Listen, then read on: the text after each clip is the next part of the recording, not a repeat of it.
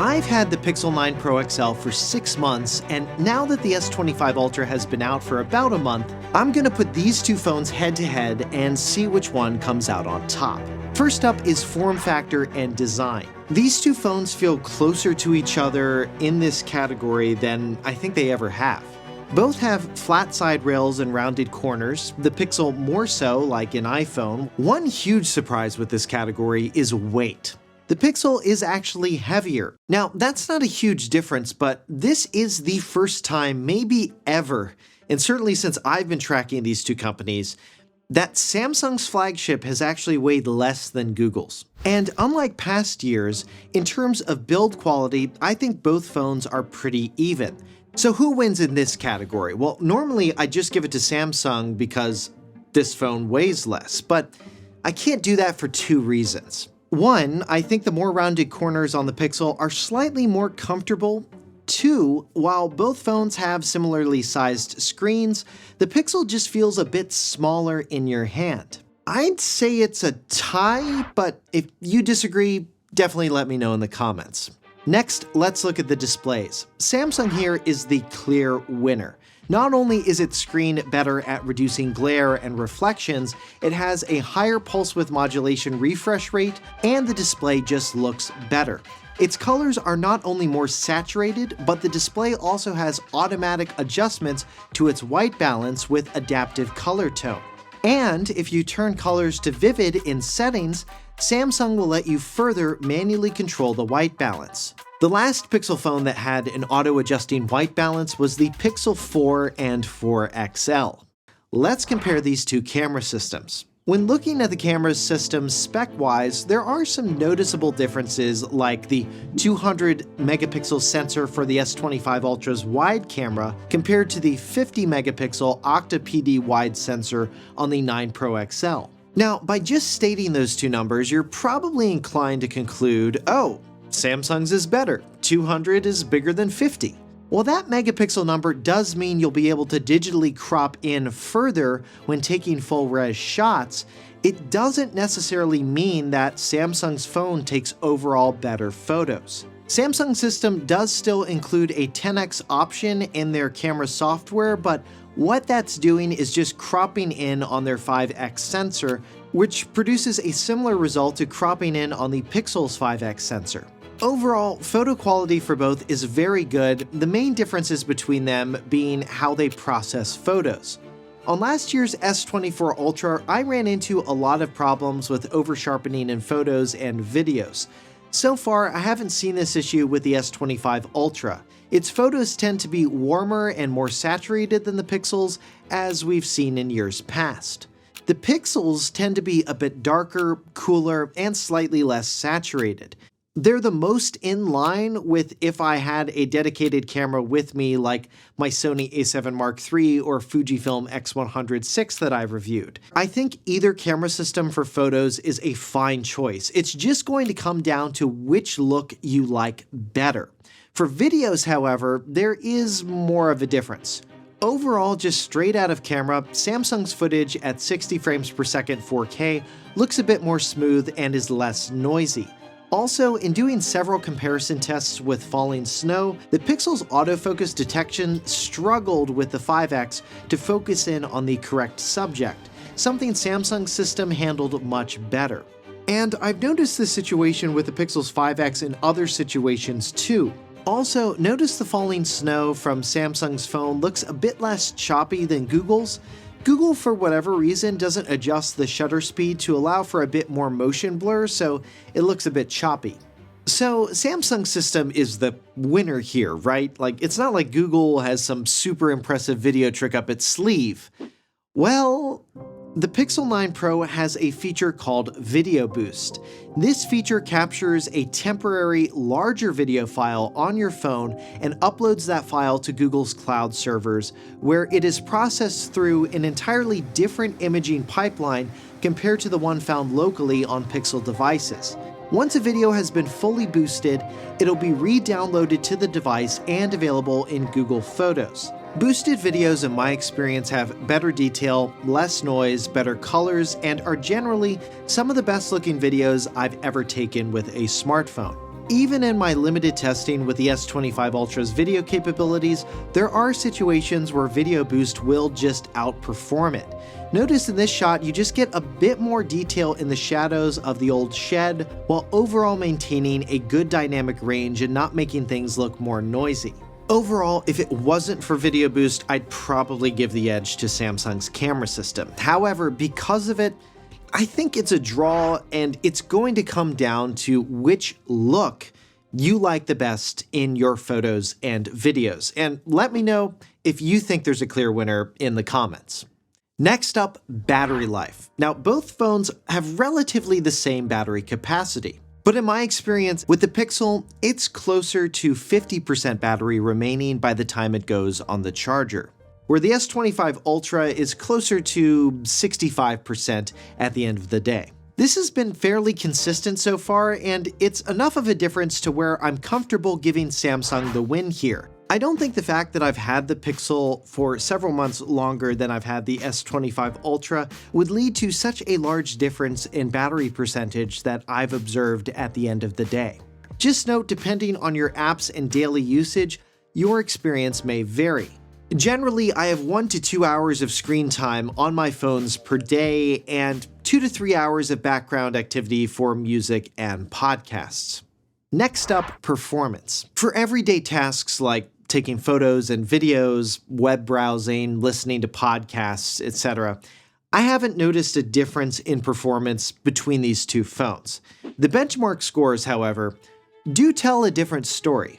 The S25 Ultra absolutely trounces the Pixel 9 Pro XL's Tensor processor in graphics and CPU benchmarks. So if you're a mobile gamer or know you'll want to do some processor and GPU heavy tasks on your mobile device, the S25 Ultra is the clear winner. And related to phone calls, ever wonder who's behind that unknown number calling you, or wanted to know about somebody new in your life? Well, that answer is just one click away with this video's sponsor, Searqle, a people finder tool designed to help you find information about a specific person. This could be someone you've lost touch with and want to reconnect, or simply verifying somebody's identity. Searqle comes with several features to help you do this, like the phone lookup feature. Just enter a number on Searqle's site and it instantly searches vast databases to reveal who's really behind it. Perfect for identifying unknown callers or reconnecting with lost contacts.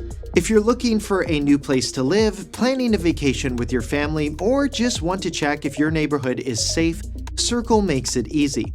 Simply enter a city and zip code and see if any individuals with a dangerous past are registered nearby. It helps you make an informed decision. In addition to that, Searqle's VIN lookup tool allows you to make a quick search and get a full report about the car, including a detailed overview, real mileage, engine details, safety info, and everything you need to feel comfortable before making a decision. All the results are in one place. Just Searqle it. This powerful safety tool is available exclusively in the US, and you can get Searqle with 30% off using the link in the description. Next up, let's talk operating systems. Now, both of these phones run Android, but the S25 Ultra actually runs Samsung's version of Android called OneUI, specifically OneUI 7. OneUI 7 actually feels like a pretty big change compared to previous versions and is more in line with Apple's iOS in certain areas, like having the option to separate the notification panel away from quick settings. Quick settings is now even more customizable, allowing you to add your own widgets to it. And speaking of customizations, that's probably the core difference between these two versions of Android besides their overall look and feel. Samsung's OS just has way more customization options, like being able to now choose between app drawer pages or a vertically scrolling one. With the optional Good Lock app, you can customize it even further, like increasing the number of volume steps or the color of certain parts of the OS. Google's version of Android just doesn't have the same level of customization, and overall, it doesn't have as many built-in features as Samsung's One UI. Now, that's not to say that Google's phones don't have any unique add-on features. They definitely do. Pixel Call Assist is a good example of that with its suite of useful call-related features like assistant call screening, or there's the Now Playing feature, which automatically identifies music playing in the background, or flip to shh, one of my personal favorites, where when you put your phone face down, it automatically turns on Do Not Disturb. Surprisingly, Samsung's default software doesn't have a similar feature to that. Considering that both phones get you that core Android experience, the Gemini Assistant, similar AI features, I think what will cause you to prefer one OS version over the other is the overall look and aesthetic, how many customizations you want to be able to do with your phone, whether or not you want a stylus, which the S25 Ultra has, and that enables even more functionality and flexibility with how you want to use your phone. You can write in text boxes, you can take notes with it, use it as a magnifying glass, and a lot more. If you're judging the OS category purely based on the customization options available, Samsung wins, hands down. But not everybody cares about that, and the Pixel might have a feature more meaningful to some users. So roast me in the comments if you want, but I think this one is a toss-up as well. Next up, mic test and call quality. All right, and here's an example of the Pixel's mic quality. This is me just talking directly into the phone. Now I'll hold it up like I'm talking on the phone, and this is what its mics sound like in probably the best scenario in a studio environment. All right, and this is how the S25 Ultra's mics sound. I'm just recording this directly into the recorder app on the phone. Now let me hold it up, and this is how the mics would sound if I was talking to somebody on the phone in like the best possible scenario. All right, and this is the S25 Ultra. This is what its mics sound like. All right, and this is what the mics on the Pixel 9 Pro XL sound like. I'm just holding the phone up to my ear like I'd be talking on the phone. Let me know what you think and if one sounded better than the other. All right, lastly, let's talk about the ecosystems for both of these phones. Now, since they both run Android, they'll generally work with similar devices, though not always equally. Samsung's Galaxy Buds 3 Pro we just reviewed are a good example of this.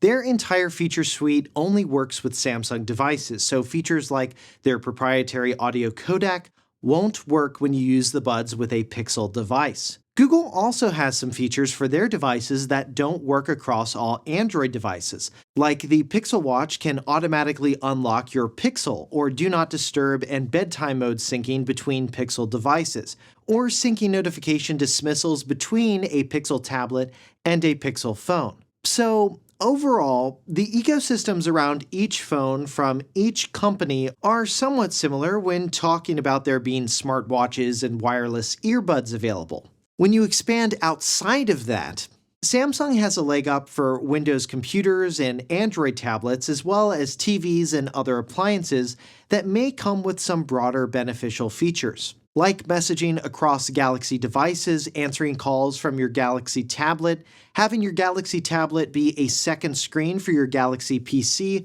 or drag a mouse across your Galaxy Book, tablet, or smartphone simultaneously while dragging and dropping content across your devices. Samsung definitely has more ecosystem features than Google does between its devices. So if you were just picking a phone based on what other devices would work well with it, I think Samsung overall has a slight edge with their tablet, phone, and computer integrations, and they have more high-end tablet options than Google does right now.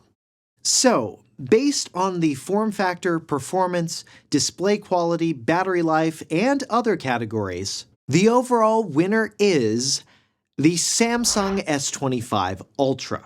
But there is one more category to consider, maybe the most important one of them all, and that's price. The S25 Ultra starts at $1,299 while the Pixel 9 Pro starts at $1,099 though this will vary depending on your country.